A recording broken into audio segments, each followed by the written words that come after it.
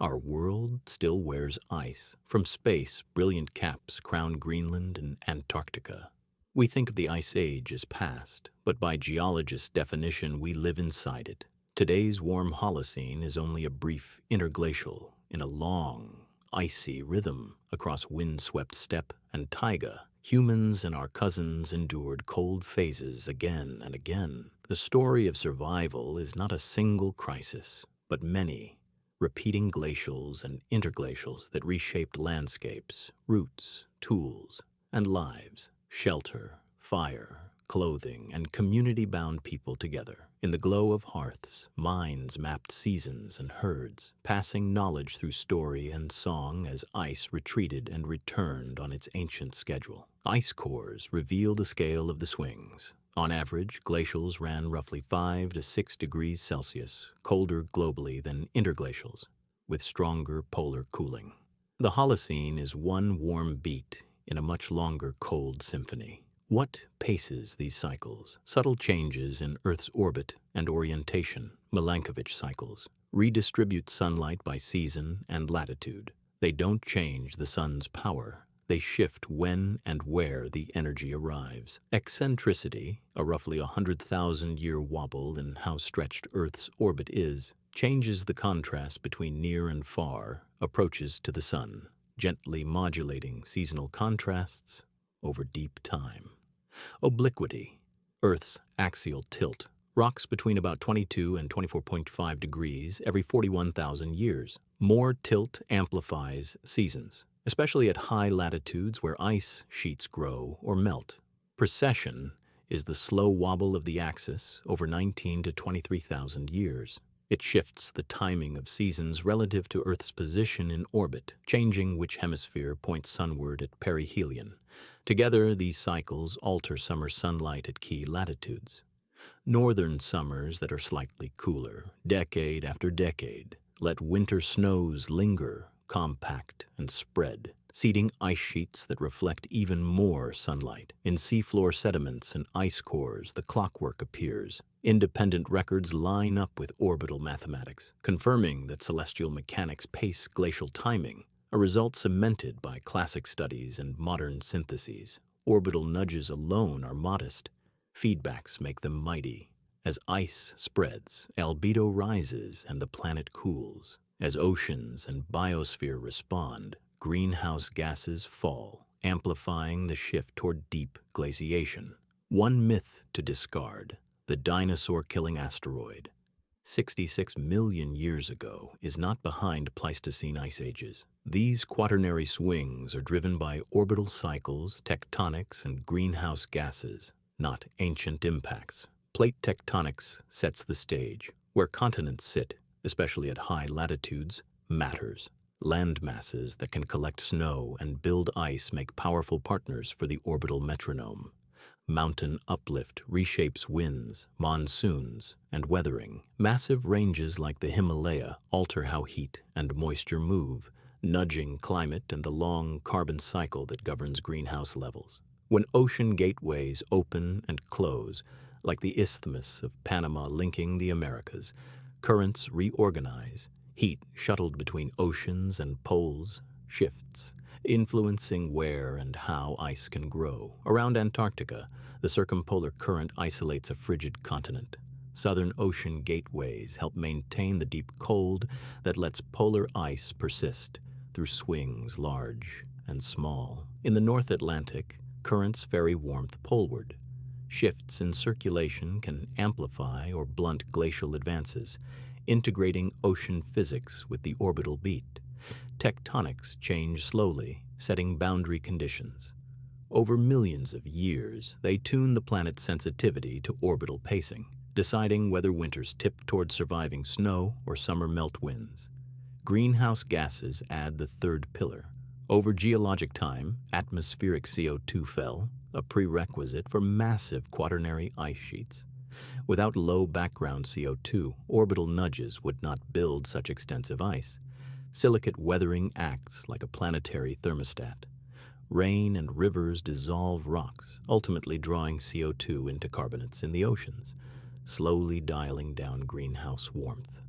organic carbon burial sequesters more. In wetlands and ocean sediments, carbon can be locked away for millennia to millions of years, reinforcing lower atmospheric CO2 levels. Ice cores trap past air. Measurements from Antarctica show CO2 rising and falling in step with temperature across many glacial cycles, tight coupling between greenhouse gases and polar climate. During glacials, polar amplification magnifies cold.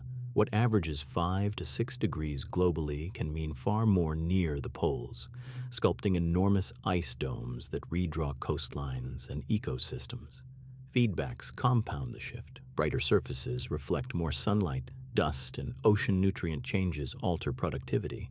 Ocean chemistry locks away additional carbon, deepening glaciation until orbital geometry swings back. The record is a sawtooth.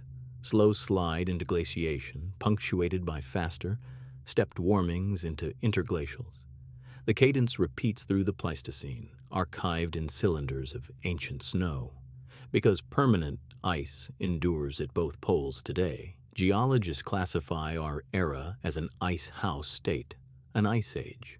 The Holocene is a warm interval within it, not an end to it. Neanderthals occupied Eurasia for hundreds of millennia. Through cold and warm swings, they used fire, shelters, clothing, and skilled hunting to thrive in forests, steppes, and valleys. Denisovans, known from DNA and remains in Denisova Cave and beyond, contributed ancestry to modern peoples in Asia and Oceania. Their story intersects with ours and with Neanderthals in the late Pleistocene.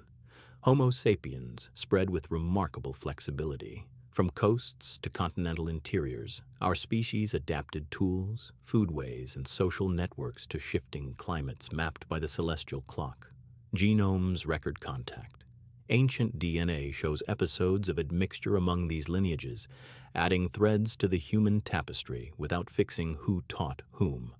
Culture and genes both traveled. Life played out on the mammoth steppe, a grassland realm of cold, dry winds and vast horizons. People tracked herds, streams, and shelter, migrating with seasons across open country. Clothing was tailored, not draped. Tiny-eyed needles and worked hides point to fitted garments, layered protection that sealed warmth where wind tried to steal it. Sewing joined skins into parkas, leggings, and mitts. Edges overlapped and seams were reinforced, turning animal gifts into weatherproof armor against steppe gusts and frozen air.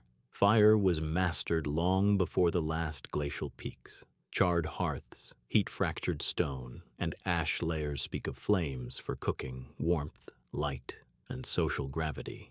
Caves and rock shelters offered windbreaks and stable temperatures.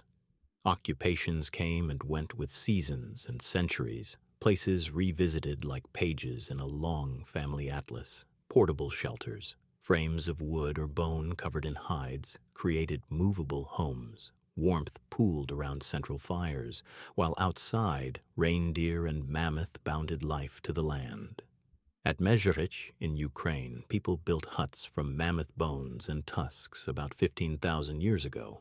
Architecture in ivory and bone turned scarcity into shelter, ingenuity into survival. Tusks arced like ribs, jaws anchored walls, joints lashed with sinew, gaps packed with hides. Anatomy reimagined as architecture. Circular walls hugging embers against the night. Inside, life pulsed around firelight, repairing tools, softening hides, teaching children. Outside, the wind scoured plains. Inside, stories braided memory to place. Hunting demanded skill and teamwork. Spears and spear throwers extended reach. Knowledge of animal paths, winds, and ambush terrain turned risk into food, bone, and sinew. Butchery sites and storage pits show planning. Fat and meat preserved by freezing bridged lean months, while bones and hides fed a cycle of tools, shelter, and dress.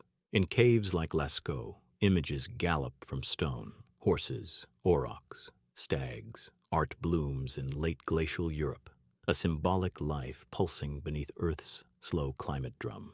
Pigments, charcoal, and ochre were ground and bound, Brushes, blowpipes, and fingers layered silhouettes and motion, turning darkness into a theater of memory and meaning. Light and echo transformed caves. Footfalls, chants, and drums folded sound into shadow. Ceremonies likely entwining community, teaching, and awe.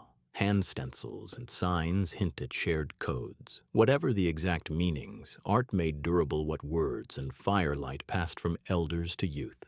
Lay timelines together, orbital peaks and troughs, CO2 rises and falls, and cultural milestones. The alignments show climate as context, not puppet master. Constraints met by ingenuity. Climate shifts unevenly across regions. Glaciers retreat and surge. Rivers reroute. Coastlines move. People read these changes on the ground and adjusted their calendars of movement. Herds migrated with seasons and vegetation. Following them meant food, hides, sinew, and bone, resources that turned knowledge into shelter against the coming cold. Coastlines offered refuges and roots when interiors chilled. Rich in fish, shellfish, kelp forests, and bird rookeries, people braided inland and coastal lifeways as climates breathed in and out. Stone links far places, exotic obsidian and flint show movements and exchanges across broad networks. Shared knowledge and materials spanning valleys, steppes, and shores. Language, trust, and care turned bands into resilient communities. In winter dark, stories stitched memory to map, risk to plan, and kin to kin. Knowledge moved person to person. Which valley holds wind-sheltered grass? Which river keeps fish beneath ice? How to cut, sow, and share.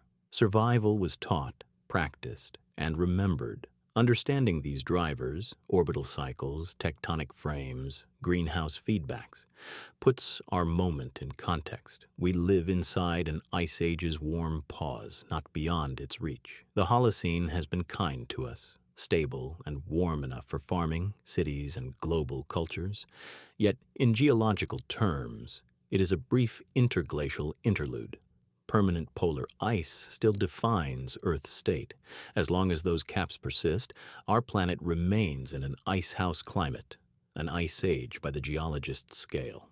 From ice and bone to mines and art, our ancestors met deep time's rhythm with skill and imagination. Their legacy is a guide. Read the planet's clock, respect its scales, and plan together.